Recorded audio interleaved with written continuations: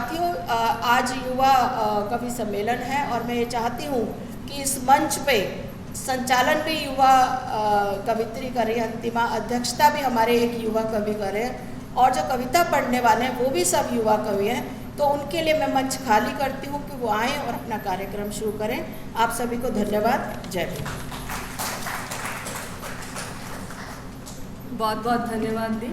और इसी के साथ हम कार्यक्रम की शुरुआत करते हैं और अध्यक्षता के लिए हम गुरिंदर आज़ाद सर को आमंत्रित करते हैं कि वो मंच पे आएँ। और इसके साथ ही साथ हमारे और साथी अनुपम सिंह, नितिशा खलको, वहीदा परवेज़, वंदना, डॉक्टर अमरीन अली और अंजलि रांगा को भी मैं आमंत्रित करती हूँ कि वो मंच पे आए।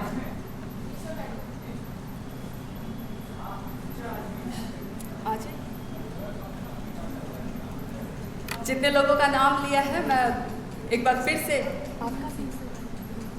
किसका? हाँ हाँ हाँ।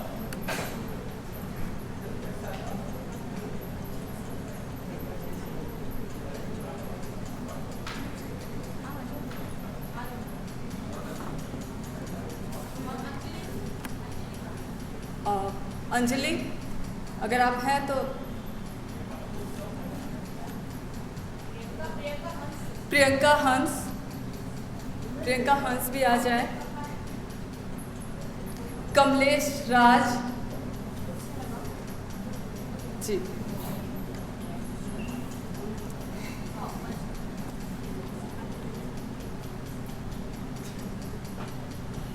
अपने इन कवियों को देख करके अशोक वाजपेयी की एक कविता याद आती है कि जिस तरह से भूमंडलीकरण के दौर में सब कुछ अर्थ केंद्रित होता जा रहा है, वहाँ हमारे ये कवि, युवा कवि कहीं न कहीं अपने होठों पे कविता गुनगुना रहे हैं। तो अशोक वाजपेयी की एक कविता है कि हम छोटे लोग चाहे अनचाहे बीत जाएं, कोई तो देखेगा हमारी मुट्ठियों में गुलमोहर के फूल थे, कोई तो चिन्हेगा हमारे होठों पे कविताएं थी।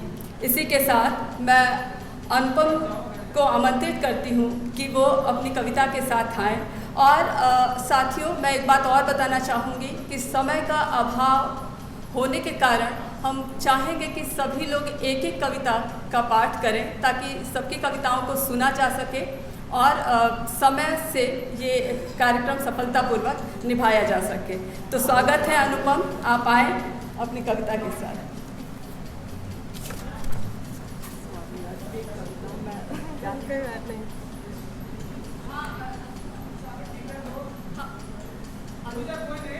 ठीक, आप कविता पढ़ना।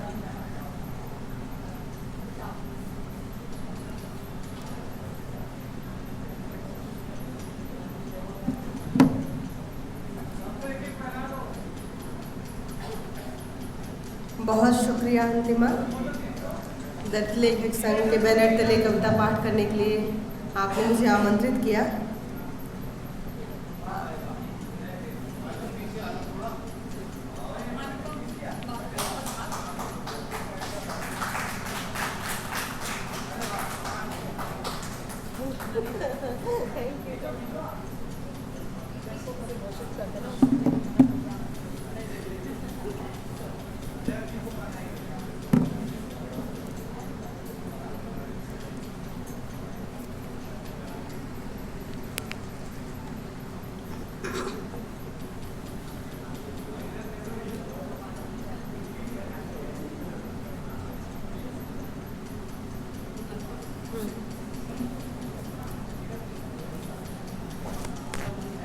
एक कविता के लिए कहना कितना मुश्किल काम है, एक कविता चुनना कि बता नहीं सकते आपको, लेकिन फिर भी कविता तो एक ही पढ़नी है।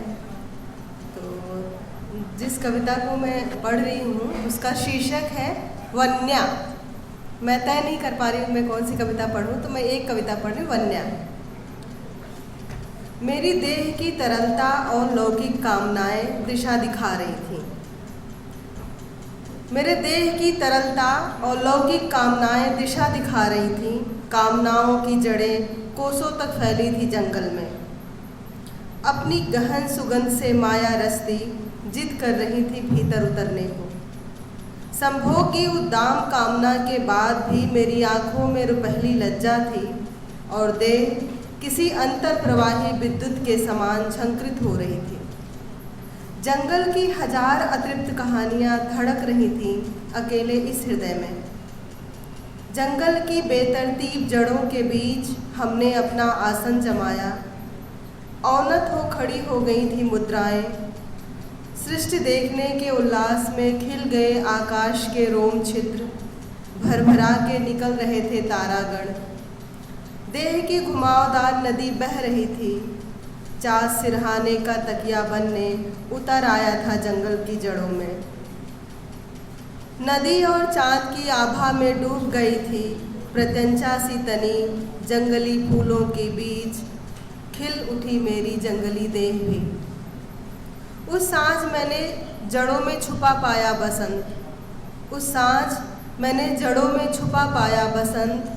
बसंत बीतता नहीं, जाकर छुप जाता है जड़ों में, जिसे खोजती है एक औरत की जंगली देह। उस साथ जंगल में एक एक कर निकल आई सभी ऋतुएं, समा गई थी मेरी देह में।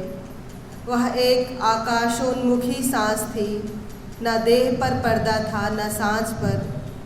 आकाश को सीधे भेद रही थी मेरी दो आँखें। जंगल का कोलाहल मेरी स्वर लहरियों पर संगीत सा बह रहा था। संभोग की चमक से पराजित एक भिक्षु अपना डंक उठाए गुजर गया था मेरी नाम प्रदेश से। आँखों में उजास लिए जंगल में उतर रही थी रात, शीतल करने मेरी देह। जंगल में उतरी आकाश गंगाएं, फिर दुग्ध मेखलाएं। मेरी तन्मयता ने तोड़ दिए थे करार के सारे नियम। मेरी तन्मयता ने तोड़ दिए थे करार के सारे नियम। बस देह थी, जंगल था और सांस थी। शुक्रिया। बहुत सुंदर कविताएं अनुपम, बहुत बहुत धन्यवाद। इसी के साथ मैं नितिशा को आमंत्रित करती हूँ कि वो अपनी कविता के साथ इस मंच पे आए।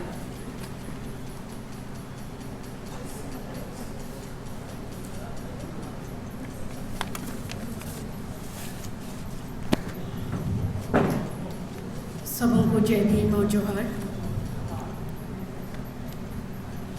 कविता शीर्षक है अखबार या आसिफा। दरवाजे पे हुई थी तेज धड़धड़ाहट, कोई हाँफ रहा था। बाहर का शोर तेज हो रहा था और किसी की सिसकियाँ, ऊंची नीची उतरती उखड़ती सांसें पूरी जोर से दरवाजे पे दस्तक दे रही थी। समय देखा तो सुबह का उजियारा बस अभी हुआ ही तो था। यह तो अखबार वाले का समय है और इतनी सुबह अखबार का दरवाजे से टकराना, अब तक तो धाप की ही हल्की सी आवाज़ सुनती आई थी, पर आज यह कैसी धड़धड़ाहट है जिसमें बेचैनियों और किसी की बदहवासी तक खुली हुई है। दरवाजे के उस पार और घड़ी दोनों को देखा गौर से दोबारा। कोई सपना तो नहीं देख रही, यह सोच खुद को चिकोटी काट जगाया, पर वाकई वह दरवाजे को पीटने की ही आवाज़ें थीं जो लगातार तेज हुए जा रही थी। मन आशंकाओं से घिरा जा रहा था। खिड़की खुली हुई थी तो उससे बस उजाले को भांपा। हाँ, दिन तो हो चुका है, पर दरवाजे में यह कौन है? खुद को संयमित कर दरवाजे तक पहुंची, चिटकनी तक हाथ बढ़ाया और धड़कते दिल से पूछा, कौन हो सकता है बाहर? दरवाजे का धड़धड़ाना वही बदस्तूर जारी रहा। मन कहता कि शायद शहर में दंगे हुए हों या कोई ज़रूरतमंद बचने के लिए मेरे द्वारे आन खड़ा हो, या फिर ऐसी ही कई आशंकाएं अनहोनी जेहन को डुबोती उबारती दरवाजे के पार किसी आवाज़ व जवाब के इंतज़ार में। मेरी हिम्मत ने छिटकनी आखिर खोल ही दिया। देखा, हतप्रभ, आज भी अखबार ही हैं, डोरमेट में पड़े हुए, और उसमें से बाहर आती है आसिफा, चिल्लाती हुई, मुरझाई हुई, बदहवास। उसके चेहरे की हवाइयाँ कहने लगी, लोगों ने तो जनवरी में ही मारा, पर अप्रैल तक बचने की कोशिश ही कर रही हूँ। इस विश्व के सबसे बृहत्तर लोकतंत्र से मुझे बचा लीजिए। मरना और बलात्कृत होना तो हम महिलाओं और मुस्लिमों की नियति बनती जा रही है। यहाँ तो राजनेताओं तक के बयान उपलब्ध हैं कि हम मुस्लिम महिलाओं को कब्र से बाहर निकाल कर रेप करेंगे। पर दीदी, मैं तो महिला भी नहीं बन सकी थी। 8 साल का मेरा यह देह देखो, क्या वाकई इतना गदराया है कि नोचे कोई 8 दिनों तक, कि कोई निचोड़े और झकझोरे। मैंने तो अभी अपनी 5 ज्ञानेंद्रियों को पहचाना तक नहीं था। दीदी, आप कविताएं करती हैं ना, आप वाकई संवेदनशील भी होंगी। मैंने पूरी दुनिया को छोड़ आपको चुना अपनी बातें कहने को, क्योंकि 30 की उम्र में भी आपको आज लोरियां ही पसंद आती हैं। यकीन है मुझे बेहतर से समझ पाएंगी, है ना? मैं डर से अपने घर कठुआ तक नहीं जा सकी। अम्मी अब्बू का दर्द बढ़ा हुआ है। उन्नाव वाली दीदी की तरह मैं अपने अब्बू को नहीं खोना चाहती। बहुत मुश्किल से उभरे हैं वो इस दुख से। शायद मुझे जाने देख कैसे लें, इसलिए तो मैं आपको बताऊं दीदी, मेरी यह बदहवासी कब और कैसे कहाँ शुरू हुई। बकरवाल समुदाय में आते ही जानवरों के साथ घुमंतु जीवन जिया। कोई ज़मीन नहीं अपनी, सर्द और गर्मी में मौसमानुसार तराई, तो कभी पहाड़ तो कभी मैदान, जीने की कोशिश में। बस 8 ही साल तो गुजारे थे। कुछ लोगों को यह चलना फिरना पसंद नहीं आया। हमारा एक जगह पर बसे रहना जचा नहीं उन्हें। उन्होंने मुझे चुना।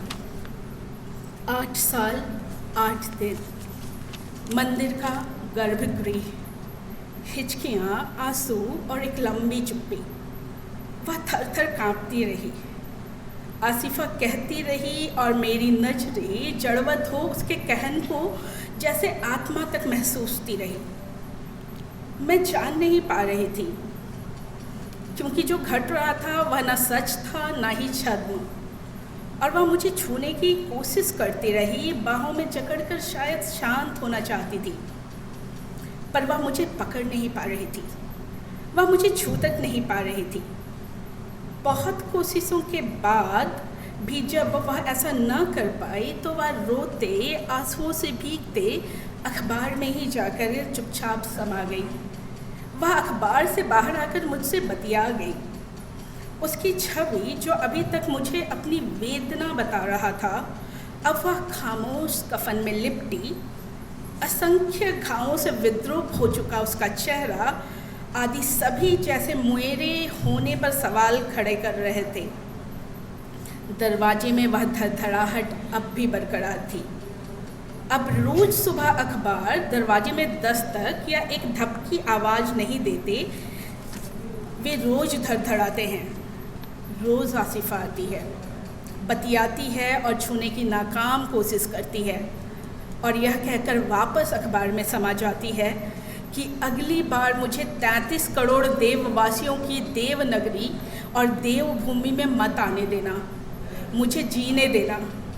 आसिफा बकरवाल बन नहीं, बल्कि आदम जात बनकर मात्र। शुक्रिया। बहुत बहुत धन्यवाद नितिशा। कविताएं बहुत कुछ कहती हैं और वाकई में बहुत अच्छी कविता थी। और इसी के साथ मैं वहीदा परवेज़ को आमंत्रित करती हूँ कि वो आएँ अपनी कविताओं के साथ। आद्या, आप हैं यहाँ, तो आप आमंत्रित हैं मंच पे। आद्या, आए आप।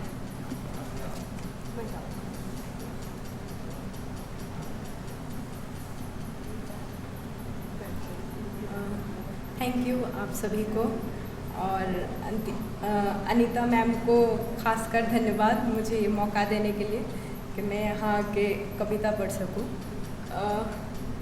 मैं 2 कविता पढ़ना चाहती हूँ जो कि बहुत छोटी छोटी हैं। तो अगर कोई दिक्कत नहीं। कविता पढ़ने से पहले मैं अपना परिचय देना चाहूँगी। मेरा नाम वहीदा परवेज़ है और मैं असम से हूँ और मैं जामिया मिलिया इस्लामिया से मैं PhD कर रही हूँ। और मेरी कविताओं का ख़ास विषय ये है कि मैं असम की एक माइनॉरिटी कम्युनिटी से बिलोंग करती हूँ, जिस कम्युनिटी को मियाँ कम्युनिटी कहा जाता है। असम में लगभग 200 साल से हम और हमारे पूर्वज रहते आए हैं, लेकिन आज तक भी हमें वहाँ पे एक्सेप्ट नहीं किया जाता है। हम पे कई तरह का मतलब लीगली एक्शन लिया जाता है कि आप विदेशी है, आप बांग्लादेशी है, हमें डाउटफुल वोटर बनाया जाता है, हमें डिटेंशन में रखा जाता है। और इन्हीं सब मुद्दों पे है ये कविताएं। तो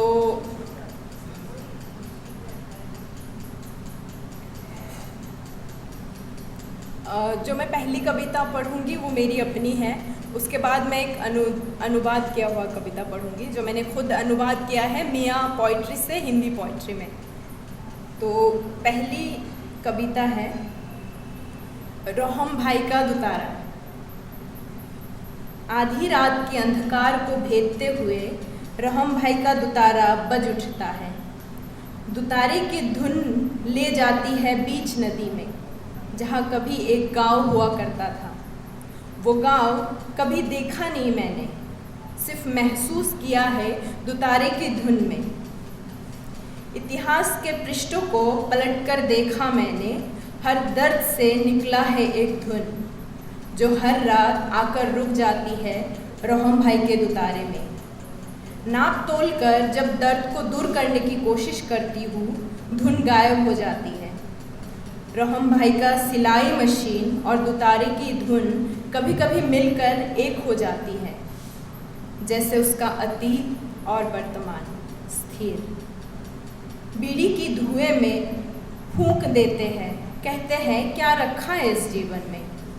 अब ना उनका सिलाई मशीन चलता है, ना ही जाल में मछली फंसती है। सिर्फ आधी रात को दुतारा बजता है। कभी कभी लालन फकीर आते हैं उनके दुतारे में, वे एक दूसरे के साथ ध्वनि मिलाते हैं, रात और अंधकार हो जाती है। Thank you. एक्चुअली दुतारा जो है वो मेरी कम्युनिटी का एक बहुत ही कल्चरल पार्ट है। जो भाटियाली गीत गाए जाते हैं या फिर धुआं गान गाए जाते हैं, तो उसमें ये एक ही इंस्ट्रूमेंट है जो यूज़ होता है और हर गीत में यूज़ होता है। दूसरा जो कविता है वो काजी शरवार हुसैन का है, जो मियाँ लैंग्वेज में लिखा गया है। मैंने उसको हिंदी में अनुवाद किया है। तो काजी के पिता एक टीचर है, जो मतलब सरकारी स्कूल के टीचर हैं, मतलब वो गवर्नमेंट एम्प्लॉई है, लेकिन उन पर डिवोटर होने का दावा किया जाता है कि ये इंसान डिवोटर है और उनको फॉरेनर्स ट्रिब्यूनल में अपना मतलब देसी नागरिक होने का प्रूफ करना होता है। तो उसी मतलब जब उनका केस चल रहा था तो काजी ने तभी एक कविता लिखा था। वो लिखता है, एक डिवोटर का बेटा ज़्यादा से ज़्यादा एक कविता लिख सकता है, या फिर खूब गुस्से में कह सकता है ये देश मेरा है, मैं इस देश का नहीं। एक डिवोटर का बेटा ज़्यादा से ज़्यादा आंदोलन में हिस्सा लेकर गोली खाकर मर सकता है, या मरने की डर से जूता चप्पल छोड़ के भाग सकता है। उससे ज़्यादा एक डिवोटर का बेटा मुक्ति पाने के अंधे नशे में जंगलों में जा सकता है। राजभवन के सामने जाकर चिल्ला चिल्लाकर गला फाड़ने के अलावा एक डिवोटर का बेटा क्या कर सकता है?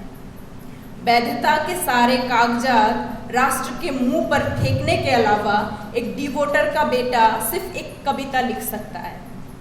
उससे ज़्यादा तो शहीदों के बेटे देश को दो टुकड़ों में बांट सकते हैं, जो एक डिवोटर का बेटा नहीं कर सकता। Thank you.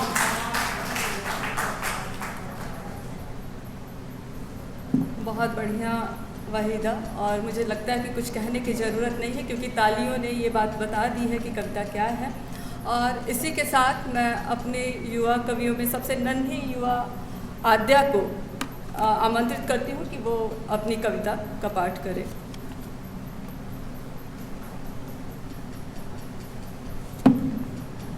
आप सभी को मेरा जय भीम। आज मैं आद्या लाल इस मंच से अपनी 2 कविताएं पढ़ने जा रही हूँ। यकीन है आपको कोई एतराज़ नहीं होगा। मेरी पहली कविता का शीर्षक है माँ।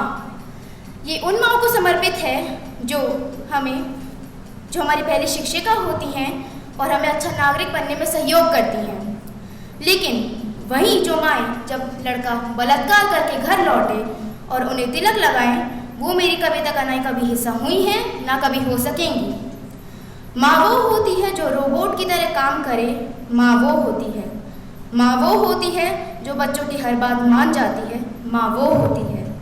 माँ वो होती है जो बच्चों की सब गलतियों को ठुकरा दे। माँ वो होती है। माँ वो होती है जो बच्चों की दिन रात सेवा करे। माँ वो होती है।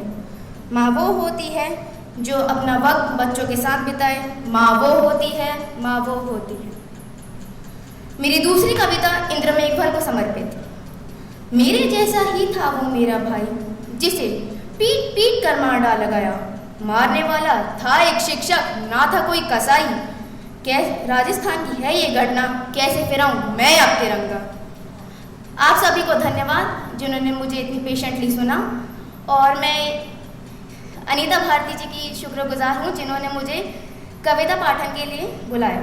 धन्यवाद। बहुत बहुत धन्यवाद आद्या। इतनी कम उम्र में इतना आत्मविश्वास वाकई में प्रशंसनीय है। और इसी के साथ मैं डॉक्टर वंदना को आमंत्रित करती हूँ अपनी कविताओं के साथ। डॉक्टर वंदना।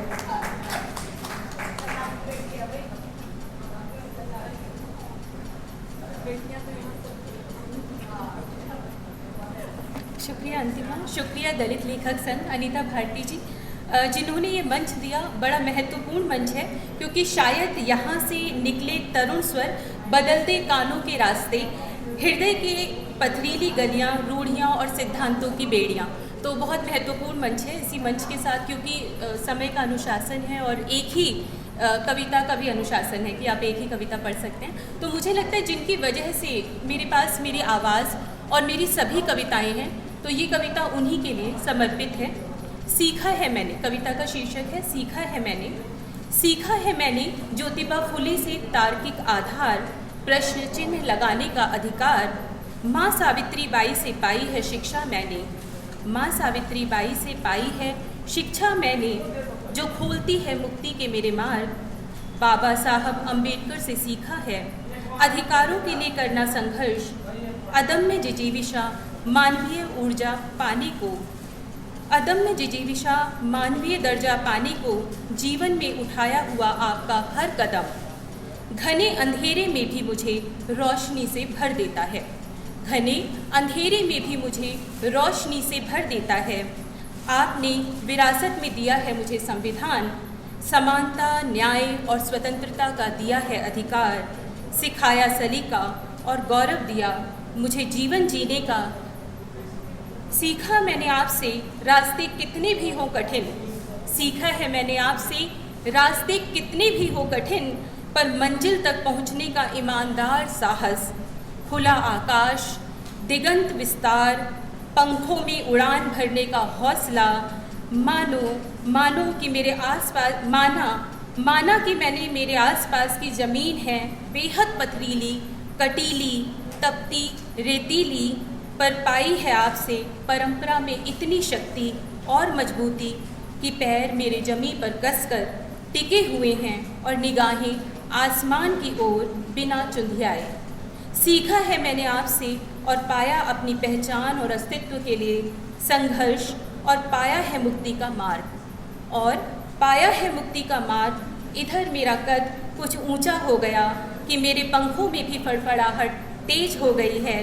दिगंत विस्तारित आकाश में इन विचारों के पंख लगाकर इन दूर क्षितिज तक उड़ना चाहती हूँ। बनी हूँ मैं बाबा साहब की अनुभवी उंगलियों से ऐसे, बनी हूँ मैं बाबा साहब की अनुभवी उंगलियों से ऐसे कि अब मौसम कोई भी हो, कि मौसम अब कोई भी हो, मैं टूटती नहीं, मैं टूटती नहीं। शुक्रिया। बहुत बहुत धन्यवाद वंदना, बहुत ही अच्छी कविता। और मैं यहाँ सुनने वाले लोगों से अनुरोध करूँगी कि यहाँ अगर कवि कविता पढ़ रहा है तो आप कृपया ध्यान दें और शोर ना करें, क्योंकि ये ठीक नहीं लगता है, और आप लोग ध्यान दें इसे। और इसी के साथ मैं डॉक्टर अमरीन अली को आमंत्रित करती हूँ अपनी कविता के साथ। डॉक्टर अमरीन अली, आप आएँ।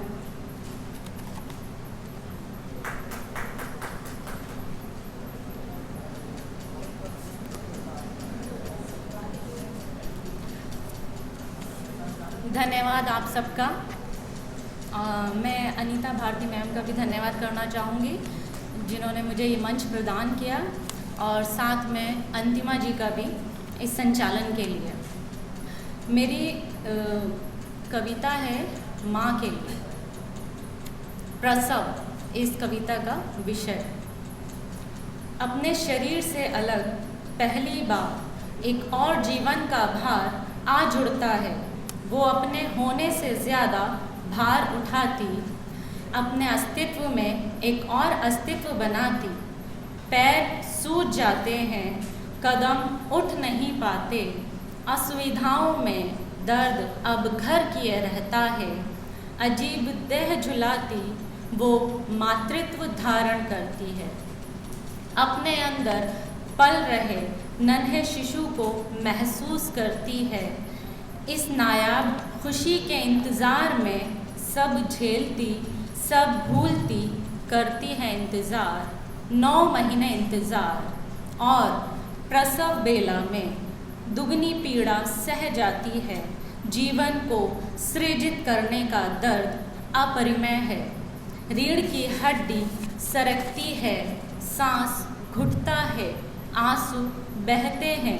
वो सहती है, रोती है प्रसव पीड़ा में। एक नन्हा वजूद अपनी आँखों में भर, हाथों में महसूस कर इस अपरिमेय पीड़ा सारी थकन को एक पल में भुला देती है। नन्हे नन्हे हाथों का स्पर्श देता अद्भुत सुख। औरत जो जननी है, सहती है पीड़ा, बनाती है परिवार। प्रसव केवल बेला नहीं, नए को सृजित करने का अनकहा अलग जीवन है। धन्यवाद। धन्यवाद अमरीन। और इसी के साथ मैं कमलेश राज को आमंत्रित करती हूँ कि वो अपनी कविताओं के साथ आएँ।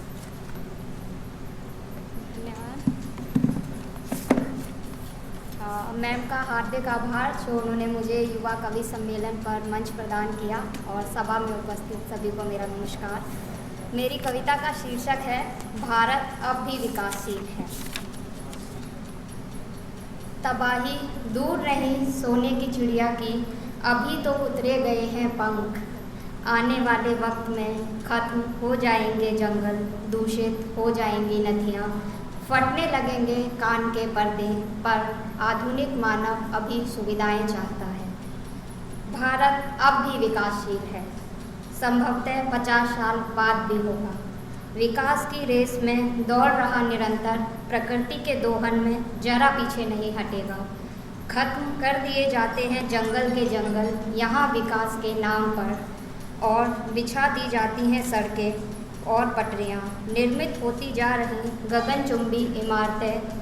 लोग नहीं करते परवाह जंगलों की, पर वे जमीन से खत्म होकर उग आते हैं उनके अपने भीतर, जिन्हें काट पाने का सामर्थ्य नहीं जुटा पाते वे अंत तक। सड़कों पर सरपट दौड़ती गाड़ियाँ रोज उगलती हैं विषैला जहर, जो धीरे धीरे घुलता शरीर में, और विकास से पहले ही आ जाती है मौत। शायद अर्थ से ही अर्थ का विनाश हो रहा। क्या यहीं रुकेगी ये विनाश लीला, या ला पटकेगी हमें उस खंडर में जहां भावनाएं दीवारों से कुरेदनी पड़ेंगी। धन्यवाद। बहुत बहुत धन्यवाद कमलेश। और इस क्रम की आखिरी कवि प्रियंका हंस को मैं आमंत्रित करती हूँ कि वो आएँ और अपनी कविताओं का पाठ करें। प्रियंका। धन्यवाद अंतिमा मैम।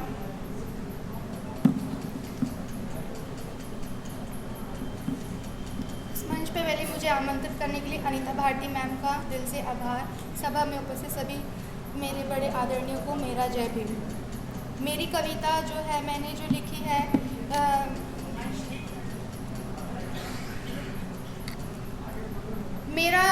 मैं क्योंकि दिल्ली विश्वविद्यालय से पीएचडी की शोधार्थी हूँ और मेरा कहानियों पर काम है, तो मैंने कहानियों में पात्रों को केंद्र में रख के अपनी कविता का सृजन किया है। मेरी कविता का शीर्षक है मैं कौन हूँ। तो हे सवर्ण, तुम मुझसे पूछते हो मैं कौन हूँ। मैं वही दलित हरीश हूँ जिसने तुम्हारे द्वारा बनाई गई सदियों पुरानी सलाम प्रथा का विरोध किया। हे सवर्ण, तुम मुझसे पूछते हो मैं कौन हूँ। मैं वही दलित अम्मा हूँ जिसने चोपड़ी के आशिक विनय द्वारा छेड़छाड़ करने पर अपने स्वाभिमान की रक्षा करने हेतु झाड़ू से उस पर वार किया। हे सवर्ण, तुम मुझसे पूछते हो मैं कौन हूँ। मैं वही दलित सत्तो बुआ हूँ जिसे ठाकुर सरपत की गंदी नज़र पड़ने पर अपनी अस्मिता की रक्षा करने के लिए पैनी से उस पर वार किया। हे सवर्ण, तुम मुझसे पूछते हो मैं कौन हूँ। मैं वही दलित कीर्ति हूँ जिसको तुमने बस इतनी सी बात पर मार डाला क्योंकि मैंने जाति से बाहर जाकर दलित लड़के से पुनर्विवाह किया। हे सवर्ण, तुम मुझसे पूछते हो मैं कौन हूँ। मैं वही दलित सिलिया हूँ जिसने विषमतावादी समाज में नेता सेठी के विवाह प्रस्ताव को खारिज करके स्त्री शिक्षा को महत्व दिया। हे सवर्ण, तुम मुझसे पूछते हो मैं कौन हूँ। धन्यवाद। बहुत बहुत धन्यवाद प्रियंका। और इसी के साथ मैं इस क्रम में अनुपम, नितिशा, वहीदा, वंदना, डॉक्टर अमरीन, अंजलि, कमलेश और प्रियंका का एक बार फिर से धन्यवाद कहती हूँ। अनुपम, हाँ बिल्कुल, अगर अनुपम वाकई में एक स्थापित, बिल्कुल वाहिदा आप आइए। वाहिदा आए।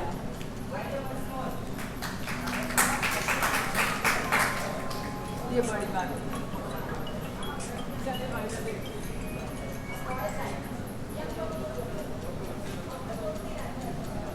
एक्चुअली मैं जब मतलब पढ़ने का सोच रही थी तो मैंने 3 कविता वो किया था, तय किया था। तो शुक्रिया मौका देने के लिए।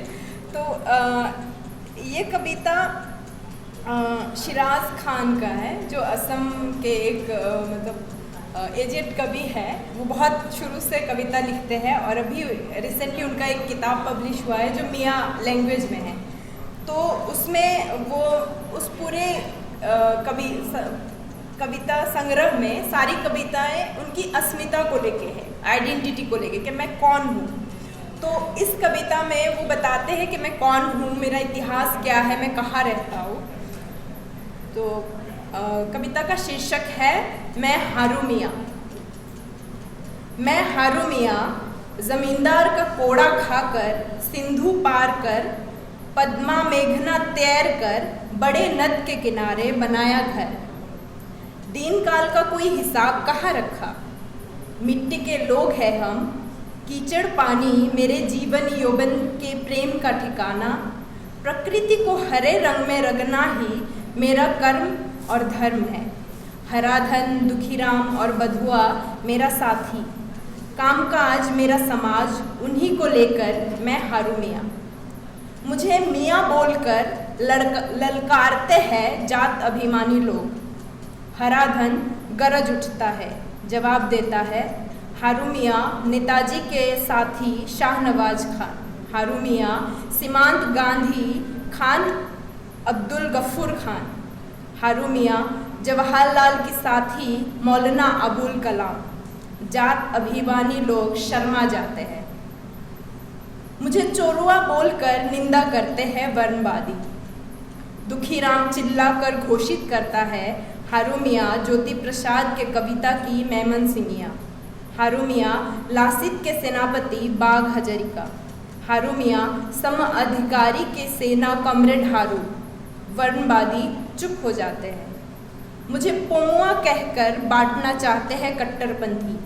बधुआ ऊंची आवाज में कहता है, हारूमिया युगों का आबादी पुरुष, हारूमिया शंकरदेव के शिष्य, चांद खा फकीर, हारूमिया सिराज नाटक में सीता का पिता, हारूमिया खाटी असमिया। कट्टरपंथियों का हालत खराब हो जाता है। मैं हारूमिया, हराधन, दुखीराम और बधुआ मेरा साथी, कामकाज मेरा समाज, उन्हीं को लेकर मैं हारूमिया। Thank you. आप सभी कवियों का बहुत बहुत धन्यवाद।